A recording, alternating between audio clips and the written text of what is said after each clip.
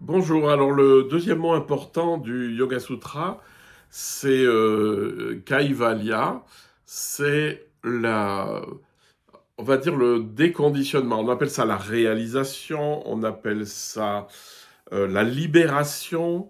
Il y a des tas de mots. On s'en fait souvent voilà, il est libéré, il est réalisé, il ou elle d'ailleurs. On va revenir aux fondamentaux. Chaque fois qu'il y a eu un cycle de l'unité, donc du samadhi, ce qu'on a vu la fois précédente, il y a une petite phrase derrière qui dit oui, mais ça ne s'arrête pas là. Et ça, c'est important. C'est qu'en fait, la libération c'est un grand déconditionnement. C'est-à-dire qu'à partir du moment où on commence à visiter l'unité qu'on fait avec le monde, il y a un déconditionnement qui s'opère. Alors attention, comme d'habitude, c'est pas vous qui vous déconditionnez, c'est finalement cette réalité qui est en vous qui vous déconditionne. Les conditionnements sont très très bien exprimés dans le Yoga Sutra, puisqu'on parle des empreintes qu'ont laissées les choses passées. Les empreintes. Alors, les empreintes, il y en a de toutes sortes. Ça peut être votre éducation, votre patrimoine génétique, votre épigénétique. Ça peut être l'éducation, ça peut être l'école, ce que vous voulez. Et en fait, ce sont des choses qui nous ont structurés. Le problème, c'est qu'on s'identifie à ces structures. Et la libération, c'est la libération des structures, c'est-à-dire tout ce qui m'a enfermé dans « Ah mais c'est comme ça que ça doit se passer »,« Ah mais moi je suis comme ça », tout ça, ça va disparaître au profit de beaucoup plus vaste.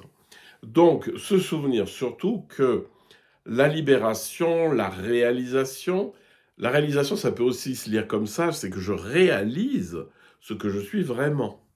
Et la libération, c'est la libération des conditionnements, c'est-à-dire que les conditionnements, petit à petit, vont se dissoudre.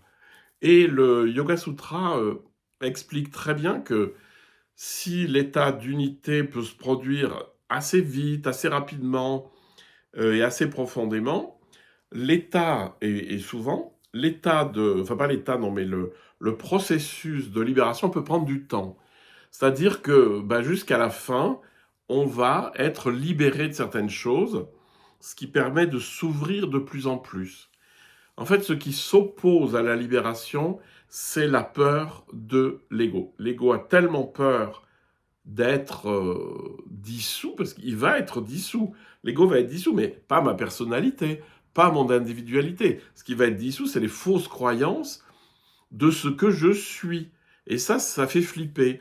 Se dire, ah ben non, je suis plus, je sais pas, moi, la bonne mère, le bon prof d'université, celui qui sait sauter à 3 mètres de haut. Bon, dès qu'on commence à lâcher ça, enfin, à comprendre que je ne m'identifie pas à ça, je ne suis pas mes capacités physiques, intellectuelles ou sociales, pas du tout.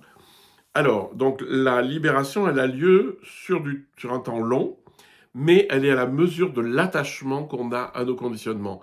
Retenez bien ça parce que ça peut s'effriter très vite si vous avez compris, si vous lâchez. Si vous vous cramponnez, alors vous allez faire lâcher un truc, puis il y en a encore un que vous n'allez pas lâcher, etc. Donc, soyez juste dans l'observation. Lorsque vous plongez dans l'état d'unité, le samadhi, eh bien, ça va commencer à vous déconditionner petit à petit. Il faut juste en prendre conscience pour aller dans le bon sens, c'est-à-dire se déconditionner, se laisser déconditionner par l'éveil, en fait. Voilà, faites-en votre bénéfice.